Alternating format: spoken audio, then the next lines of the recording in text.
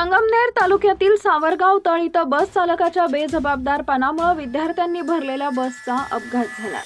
चालक मोबाईलवर फोनवर बोलत होता। अचानक बस चालकाचा नियंत्रण सुटलं आणि बस विजेच्या खांबाला धडकून बस पलटी झाली आणि त्यानंतर जे काही घडलं त्यानं संपूर्ण संगमनेर शहर हादरलं।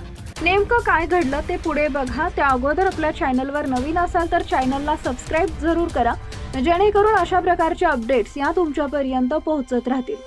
कुर्ल्यातील झालेल्या भीषण अपघातामुळे राज्यभरात भीतीचं वातावरण निर्माण झालं होतं। अशातच शिर्डीत एका बस चालकाच्या हलगर्जीपणामुळे बसचा भीषण अपघात झालाय। या बसमध्ये शालेय विद्यार्थी असून ही शाळेची बस असल्याची माहिती आहे।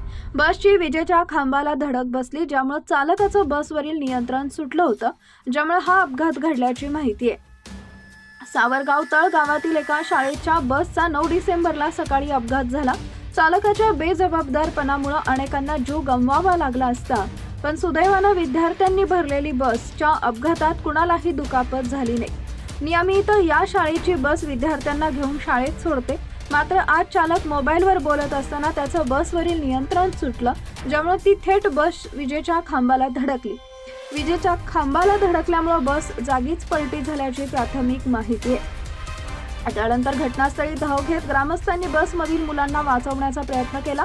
दरम्यान या घटनेनंतर एक वेगळीच माहिती समोर आली आहे। शाळा व्यवस्थापन चक्क खासगी बस वापरत असून नियमांची पायमल्ली केली जाते, तरी शिक्षण प्रशासन याकडे दुर्लक्ष करत असल्याची माहिती समोर आली आहे।